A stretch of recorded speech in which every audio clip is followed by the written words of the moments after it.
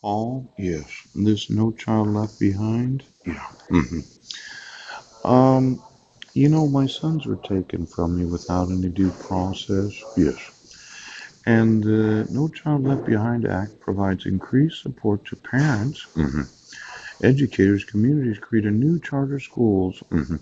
The act also provides students the choice to attend a safe school within their district if they attend persistently dangerous schools or are the victim of a violent crime while in their school. Oh, now I know that they intend for that to mean the bullying or somebody beat them up or something like this, but my sons are actually the victims of the violent crime, yes, of depriving them of their rights and me of my rights, and then arresting me multiple times when I didn't commit any crimes.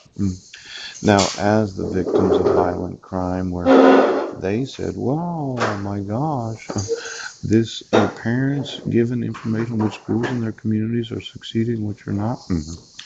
In turn, the choice and supplemental educational services requirements of the law, yes, not only help to enhance student achievement, but also provide an incentive for the low-performing schools in Quilcene and Brennan to improve. Now, I said I wanted them removed.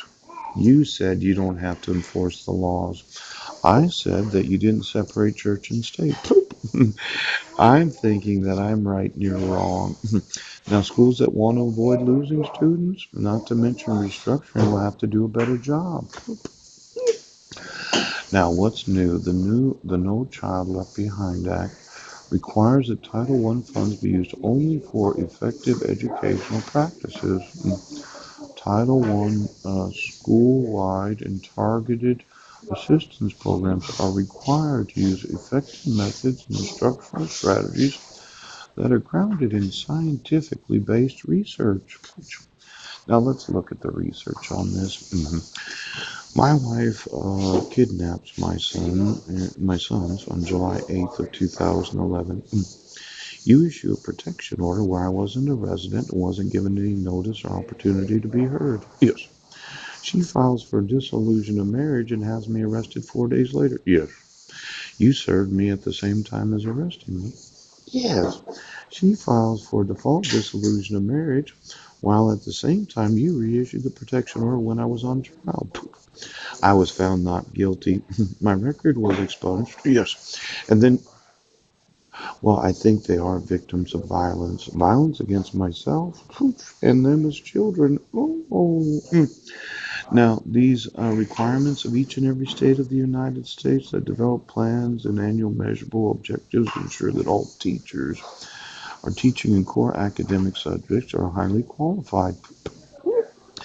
Now, I didn't get a phone call, okay? So, abandoning, ignoring, and eroding the strictures of the Constitution cheapens the entire institution of law? Yes. Every time that I said, well, you violated all 10 amendments of the Bill of Rights and some of them multiple times? Yes. And now you've been violating Amendment number 16 because of your refusal to arrest a pastor? Yes. And that was issuing tax deductible receipts so that Congress was being deprived of their ability to lay and collect taxes. You know, every time I use something from the Constitution as the basis for a lawsuit, which you, the oaths and the ordained, yes, have been cheapening the entire institution of law. Now, one of the cornerstones of this country was that ours would be a nation of laws and not of men.